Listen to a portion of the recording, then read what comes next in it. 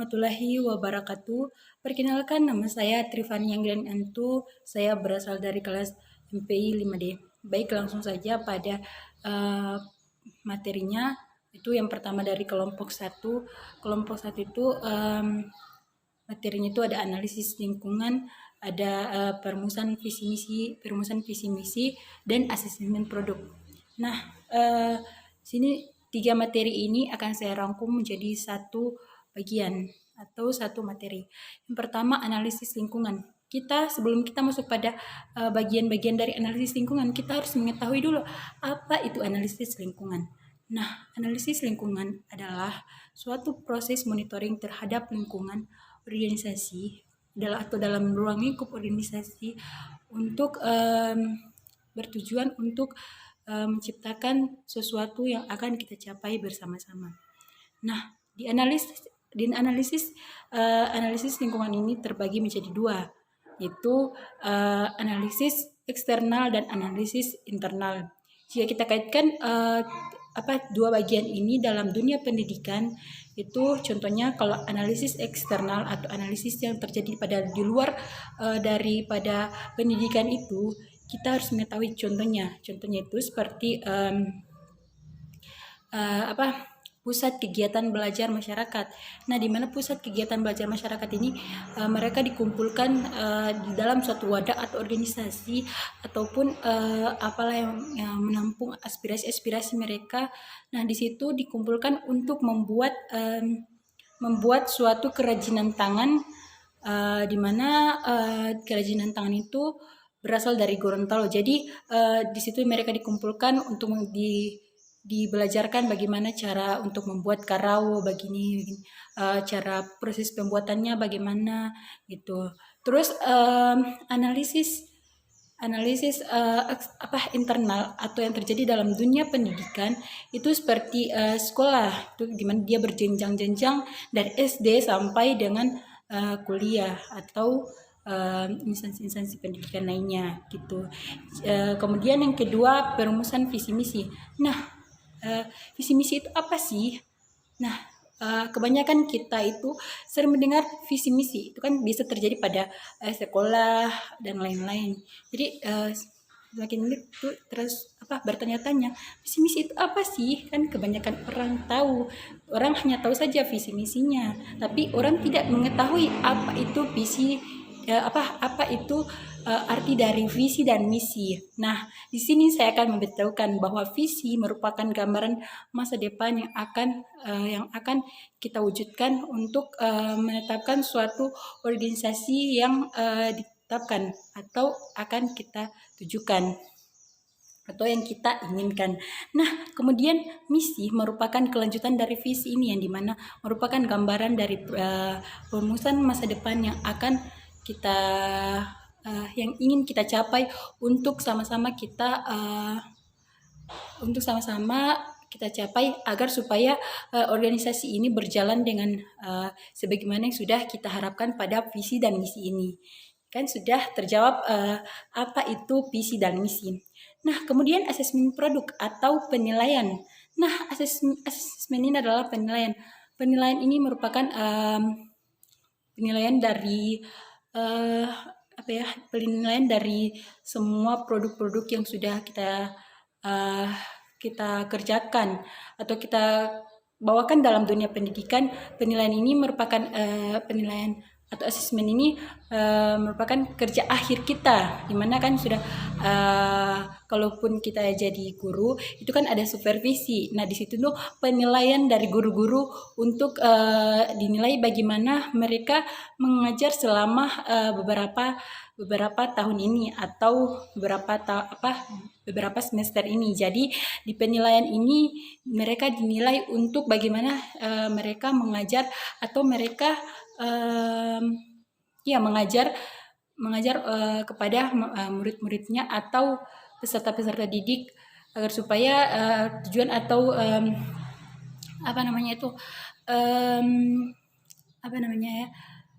rancangan pembelajaran itu berjalan dengan sebagaimana mereka. Jadi mereka itu dinilai atau yang dinamakan pada evaluasi gitu.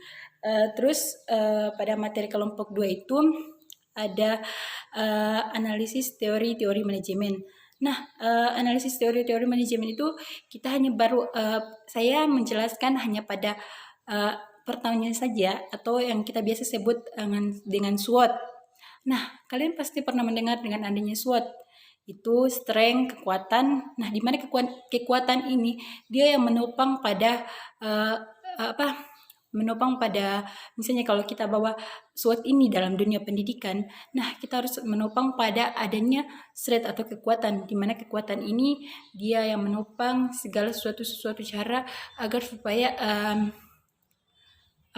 supaya kedepannya tidak akan menjadi lebih terbengkalai, jadi gitu. Kemudian ada W, tuh kan, tuh yang pertama tadi S, kemudian ada W atau weakness atau kelemahan. Nah, ini merupakan dari kelemahan ini merupakan balikan dari pada kekuatan itu tersendiri, di mana kelemahan ini dialah yang membuat kekuatan ini jadi intinya begini, kekuatan dan kelemahan itu sama-sama, dia satu arah atau satu ini. Jadi di mana ada kekuatan pasti ada kelemahan, di mana ada kelemahan pasti juga ada kekuatan atau kelebihan daripada dunia pendidikan dan lain-lain itu tersebut. Nah, kemudian opportunity atau peluang. Nah, di mana peluang ini sangat berpengaruh sekali pada kita. Peluang ini kita dalam artian begini, kan ada banyak kata-kata yang sering mengatakan bahwa kita peluang kita di sini. Jadi peluang itu seperti peluang itu seperti harapan besar daripada kita. Jadi peluang ini diumpamakan seperti harapan gitu. Jadi peluangnya kita di sini, harapannya kita di sini gitu. Jadi setelah peluang itu ada tantangan. Nah, ketika ada peluang, ketika ada harapan, pasti juga ada tantangan yang akan kita hadapi.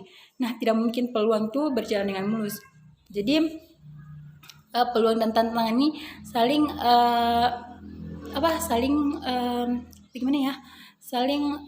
ada keterkaitan, di mana ada peluang ketika sudah kita berpeluang atau kita sudah mengharapkannya, kemudian ada tantangan, tidak mungkin semuanya berjalan mulus. Misalnya kalau untuk manajemen pendidikan Islam kan seperti kita itu ditetapkan untuk kalau ujian komprehensif kalau tidak salah itu harus minimal juz 30 gitu.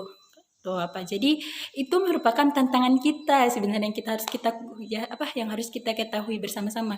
Jadi peluang kita itu misalnya peluang kita itu untuk ujian komprehensif, tapi tantangannya kita itu ada pada juz 30 ini gitu. Jadi semakin besar peluang yang harus kita dapat, semakin besar juga tantangan yang harus kita dapat. Jadi 4 pada teori-teori ini berdampak besar pada teori-teori ataupun pada manusia.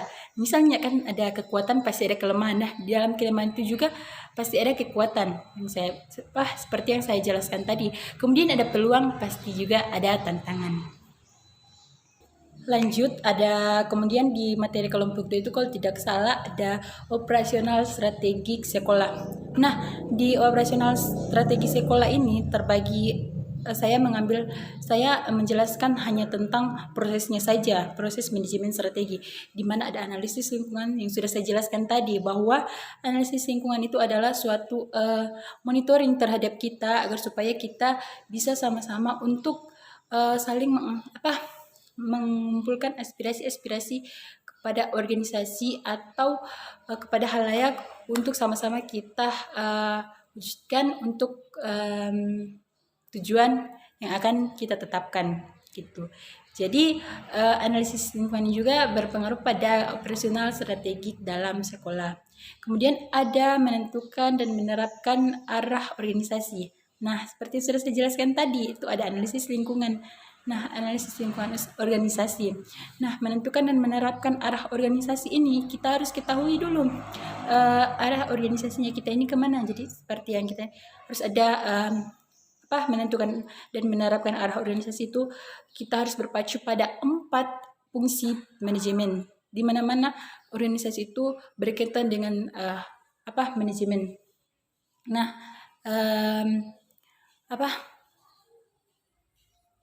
pada penerapan menentukan dan menerapkan arah organisasi. Nah, fokusnya pada POAC. Yang pertama, perencanaan. Yang pertama ada perencanaan. Nah, dari perencanaan ini kita harus memikirkan apa-apa saja yang akan kita tuangkan pada organisasi itu tersebut. Misalnya untuk pembuatan struktur, kemudian pembuatan pengadaan kesekretariatan atau tempat, kemudian pengadaan anggota-anggotanya yang lain gitu. Itu namanya perencanaan. Jadi kemudian kita merencanakan apa-apa saja yang akan kita jalani dalam selama kita menjabat pada organisasi itu tersebut. Kemudian organisasi. Nah, itu seperti yang saya jelaskan tadi, itu ada strukturnya, ada anggotanya, kemudian ada tempatnya. Itu dinamakan dengan organisasi. Nah, kemudian actuating, di mana di situ menggerakkan. Nah, kita dituntut untuk harus menggerakkan atau yang intinya penerapan kita untuk yang sudah kita rencanakan pada bagian perencanaan tadi. Misalnya kita merencanakan, tahun depan kita harus buat atau bulan depan kita harus buat kegiatan besar, misalnya kegiatan besar Islam begini. Misalnya ada ini saya kaitkan dengan kepanitiaan misalnya untuk membuat hari besar Islam. Saya kan ditentukan sudah ada kepanitiaannya, sudah ada tempat yang akan kita kemudian konsep-konsepnya apa yang harus kita kerjakan gitu. Konsepnya, saya mau konsepnya itu seperti konsepnya itu seperti begini ini gitu. Jadi jadi kita merencanakan, sudah kemudian kita gerakan. Itu dalam yang sudah saya jelaskan tadi, itu adanya penerapan yang sudah kita rencanakan. Nah, kemudian controlling atau evaluasi. Nah, dari evaluasi ini itu briefing, contohnya seperti briefing. Nah, kita harus mengevaluasi kita harus mengevaluasi apa-apa saja yang sudah kita kerjakan, misalnya pada bagian pada bagian ini misalnya ada yang kurang pada acara tersebut. Nah, nantinya ke depannya ketika kita membuat ketika kita membuat suatu acara, nah pastinya kita sudah bisa membenahi apa-apa saja yang kurang daripada kekurangan kita itu tersebut gitu. Kemudian ada formulasi. Nah, di mana formulasi ini merupakan, kemudian itu ada formulasi yang dinamakan formulasi. Nah, formulasi ini adalah perumusan. Nah, seperti sudah saya jelaskan tadi bahwa formulasi ini atau perumusan itu seperti perencanaan, di mana kita merencanakan sesuatu yang akan kita peroleh atau yang akan kita sepakati untuk mencapai tujuan yang telah ditetapkan. Nah, kemudian ada implementasi. Nah, di implementasi ini sudah seperti saya jelaskan tadi juga, itu ada implementasi ini sama dengan menggerakkan. Di ketika sudah rencanakan, sudah kita strukturkan, terus kita gerakkan, dimana kegiatan yang sudah kita bahas ini, yang sudah kita rencanakan ini. Jadi kita gerakkan. Nah, dari situlah mulai acara-acaranya atau kegiatan yang akan dimaksud itu. Nah, kemudian ada pengendalian. Nah, pengendalian ini seperti evaluasi, bisa dikatakan seperti evaluasi, di mana evaluasi ini merupakan penilaian daripada perencanaan organisasi ataupun actuating atau menggerakkan itu tersebut. Nah, kemudian kita masuk pada materi selanjutnya, yaitu ada Nah, kemudian kita masuk pada perencanaan strategi. Nah, perencanaan strategi ini juga tidak lari daripada operasional strategi. Jadi operasional strategi sekolah dan perencanaan strategi itu sudah saya rangkum pada materi yang operasional tadi. Jadi saya menjelaskan sedikit saja apa saja itu komponen-komponen daripada manajemen strategi atau perencanaan strategi. Itu yang pertama ada visi. Sudah saya jelaskan tadi bahwa visi itu adalah gambaran masa depan, kemudian misi merupakan kelanjutan daripada visi itu tersebut. Kemudian lingkungan. Kemudian komponen yang kedua yaitu ada lingkungan kompetitif dan komponen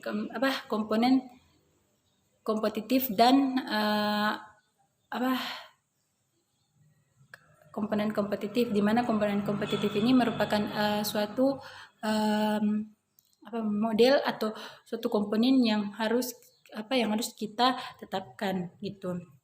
Jadi operasional strategi dalam sekolah itu sudah saya kaitkan dalam perencanaan strategi. Jadi ada keterkaitan antara materi kedua itu tersebut. Nah, kemudian ada lembaga strategi. Itu masih masuk pada materi kelompok 2, lembaga strategi, di mana kita harus ketahui dulu apa itu lembaga. Kan sebagai kita harus kita bertanya-tanya. Kita kan hanya tahu lembaga itu kan seperti pendidikan. Nah, di sini saya akan menjelaskan bahwa lembaga itu adalah suatu wadah untuk menyalurkan aspek minat dan bakat pada peserta didik itu untuk sama-sama kita tetapkan dalam tujuan tertentu atau tujuan yang sudah kita tetapkan gitu. Nah, kemudian kita masuk pada materi kelompok 3. Nah, kemudian kita masuk pada materi ketiga, kelompok 3, itu yang pertama kerusakan dalam proses manajemen strategi. Nah, kerusakan dalam proses manajemen strategi ini kita harus berpikir, kita harus ketahui dulu. Yang pertama, kerusakannya itu yang yang membuat manajemen strategi ini tidak berjalan sebagaimana mestinya yang kita harapkan. Yang pertama, ketidakmampuan berpikir secara strategis atau ketidakmampuan berpikir secara logis, di mana kita hanya mampu berpatokan pada satu berpatokan pada satu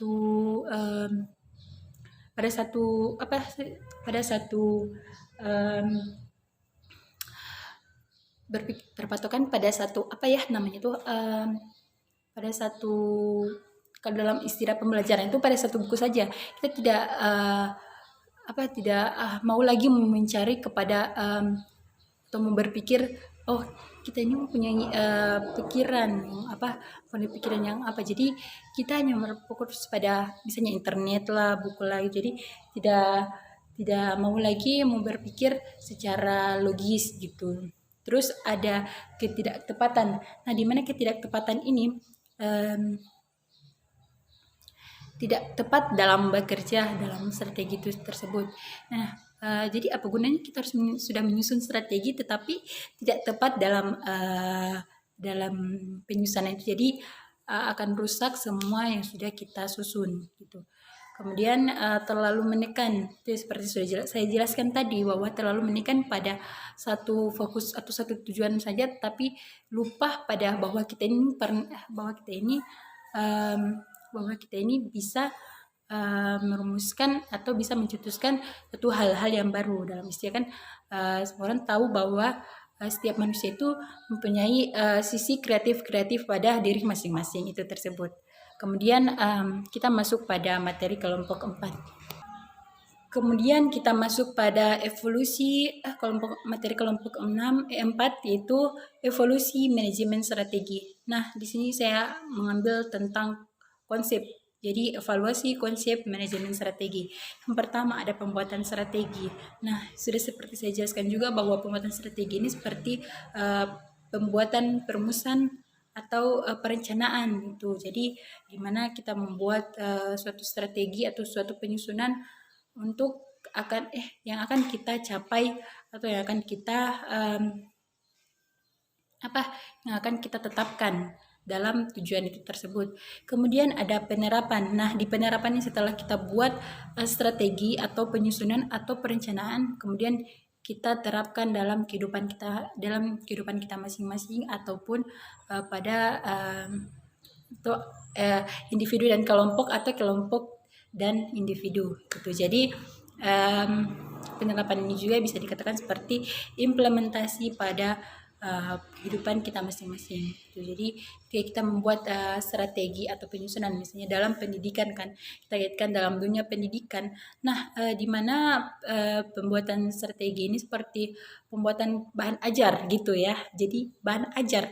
Jadi pembuatan pertama itu kita harus membuat dulu bahan ajar, kemudian kita terapkan mana bahan ajarnya ini kita terapkan pada peserta didik itu tersebut atau pada murid-murid atau pada mahasiswa-mahasiswa seperti kami gitu. Jadi kemudian terakhir evaluasi. Seperti saya jelaskan bahwa evaluasi ini merupakan suatu penilaian atau controlling atau pengontrolan kepada kita. Kalau saya kaitkan tadi dalam dunia pendidikan itu kan seperti supervisi di mana kita dinilai apa saja yang sudah kita lakukan dalam mengajar itu kita dinilai dalam supervisi itu tersebut. Nah, kemudian kita masuk pada materi hierarki manajemen strategi. Itu ada korporasi, bisnis, dan fungsional. Nah, korporasi ini apa sih? Sebenarnya kita sudah mendengarkan korporasi ini apa. Jadi korporasi ini merupakan suatu suatu landasan di mana kita melakukan bisnis. Jadi korporasi, bisnis, dan fungsional ini mempunyai keterkaitan yang sangat erat di mana korporasi ini berkaitan dengan bisnis dan bisnis juga berkaitan dengan fungsional dan korporasi. Jadi korporasi itu merupakan suatu landasan bahwa kita ketika kita berbisnis jadi harus ada fungsional itu fungsional ini juga berfungsi ketika kita sudah daripada berbisnis ataupun berkorporasi. Jadi di mana ketiganya ini sangat berkaitan erat. Kemudian materi yang terakhir di mana itu judul materinya itu formulasi strategi lembaga pendidikan dalam upaya peningkatan mutu.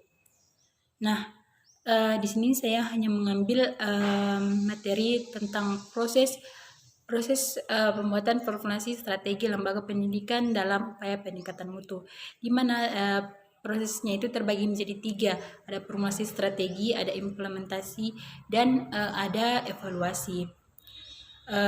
Saya akan merangkumkan ketiga proses ini, di mana ada formulasi strategi, implementasi, dan evaluasi. Nah, formulasi strategi, implementasi, dan evaluasi ini bisa kita katakan dalam POAJ, perencanaan,